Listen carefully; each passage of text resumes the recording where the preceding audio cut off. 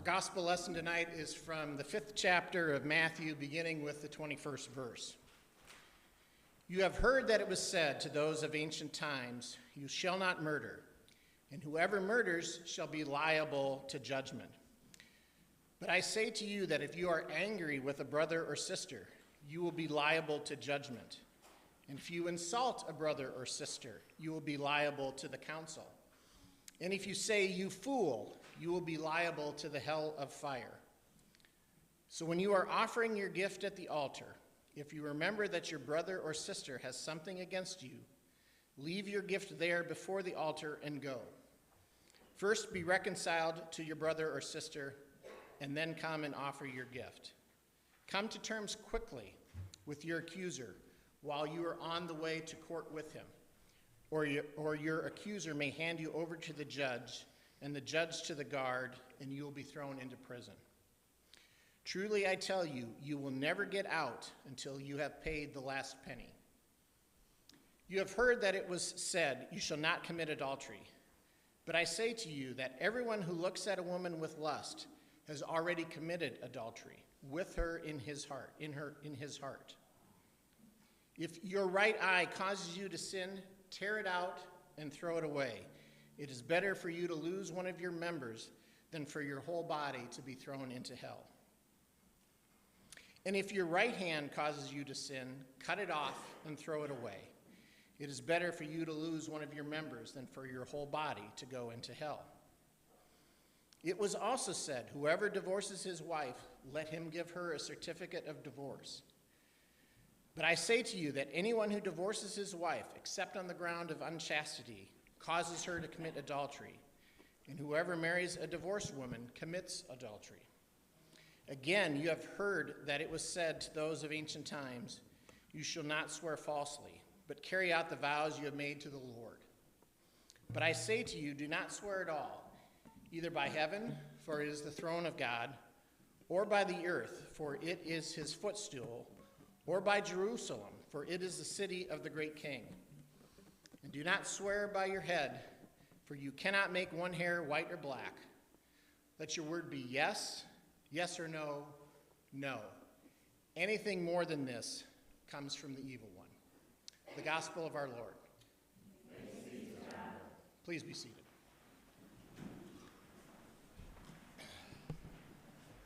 When Pastor Stacy asked me to help out tonight, and I saw that my schedule would allow it, I quickly said yes.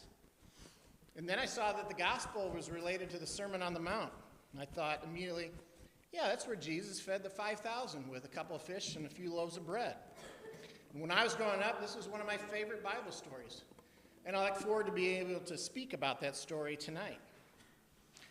But I'll admit that when I was young, and perhaps even not so young, I didn't spend much time in the Bible with the other elements of the Sermon on the Mount, like the Beatitudes, which we covered in worship previously, and tonight's text, which is a little tough to read.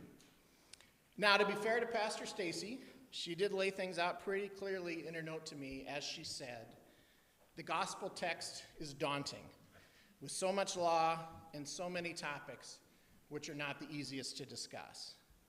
And that's certainly true, as the text covered murder, adultery, divorce, and more. And it includes language in some versions like gouge out your eyes and cut off your hand, with Jesus adding, it's better for you to lose one part of your body than for your whole body to go into hell. And there were at least three versions and references in this text about going to hell. So as I was pondering how I might offer my unprofessional commentary about this text, I read on in Pastor Stacy's email to me, as she added this important nugget. She said, in my opinion, all the comments of this text point to broken relationships and how people respond when there is conflict, when there is anger. Now, not that I was checking up on Pastor Stacy, but I did do a little additional research as well, and other pastors had similar commentary about this text focusing on relationships. Pastor Stacy did recommend that we watch a short video featuring Brian McLaren and David Wilcox exploring intentions and relationships, and they also talk about how to address conflict. Brian McLaren is a pastor and speaker. David Wilcox is a musician and folk singer. Let's go ahead and run that short video right now.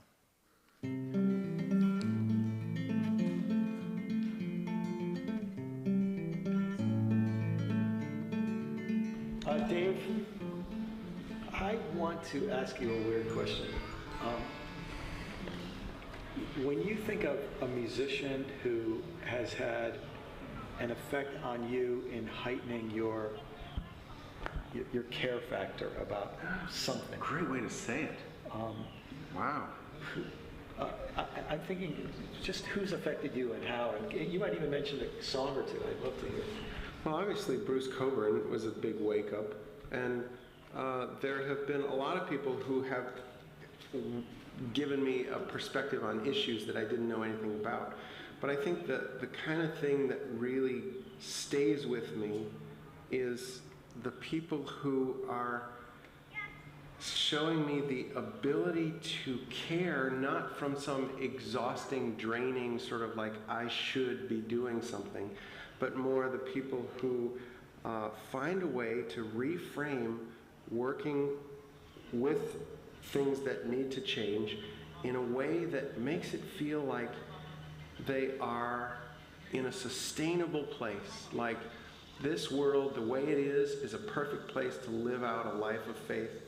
It's a perfect place because, you know, we're confronted with stuff where it really brings us to our fear. Like, I don't know if I can do this. I don't know if I can, you know, be that strong. And so it makes it really matter. And I would say a lot of the people who do that are not necessarily just musicians. They're just the conversations that I have, you know, with people and poets and but the people who have been at it a while and still sort of smile about it, and people who kind of have this attitude like it's the good fight, you know. It's interesting that when we get to travel together or talk together, I see you enlivened by being in situations where there's a conflict, there's always been that conflict, and you step in as if, you know, this is not something to fix, this is something that fixes us. Mm-hmm. This is something that we come up against, and it kind of purifies our intentions, and it makes us sort of like realize where our strength comes from, and so it teaches us, like a hot stove teaches you not to touch it. You learn how to sort of work with it. And this is a thing that, yes, it's hot, and yes, it is a crucible for, you know, finding the reasons why we do things, getting better, getting more real. I love it. I mean, you think about that. That stove is hot. We better destroy it. That stove is hot. We better get that thing out of the house. Unplug that thing so it'll never burn anyone again. As opposed to saying, look, conflict and struggle and danger and all this. It's part of life that has a function, and we better work with it. Wow. If I could hold that vision, that's a huge reframe for me, and everything would be different.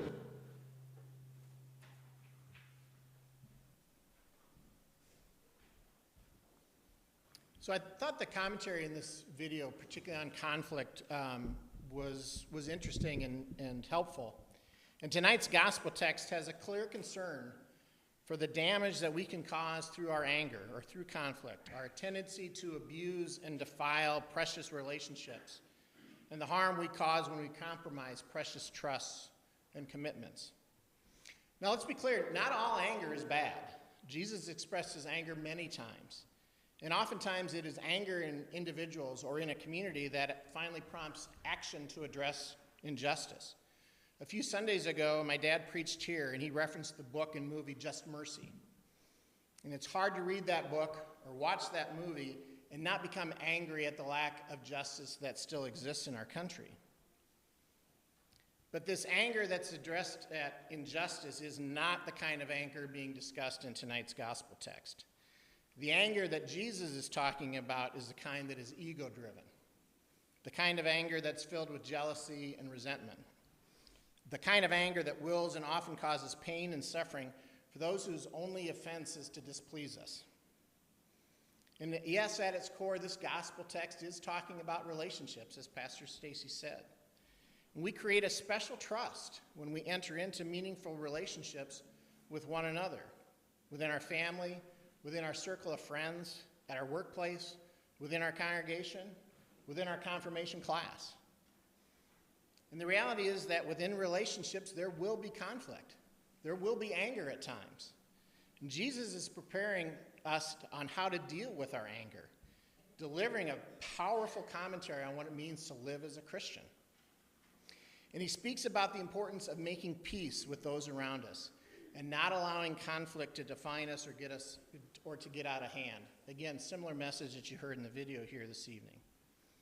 And yes, in this Sermon on the Mount, Jesus uses very strong language to prepare us for the conflicts and anger that we may face. He's providing a clear warning about allowing anger to dictate our actions. Now, if this strong language bothers us, let's remember some of Jesus' other comments about relationships, where he said, be completely humble and gentle, be patient, bearing with one another in love. Above all, love each other deeply, because love covers a multitude of sins. And one more, my command is this: love each other as I have loved you. And for as great as those quotes are, many would say that Jesus' teaching in the Sermon on the Mount is not so much a set of ideas to be quoted, but rather his words are meant to be practices to guide us into in-depth relationships with one another. The genius of the Sermon on the Mount is not that it places before us the model of the perfect Christian life that we ought to live. Instead, the genius of the Sermon on the Mount is that it brings us face to face with Jesus, a strong and yet benevolent Jesus who addressed the physical hunger of this crowd of 5,000 and also their spiritual hunger. Using Jesus' words and actions as a guide, we discover how we should live our lives for others in this world. Thanks for being with us tonight. Thanks for listening. And we'll continue our worship with our song of the night.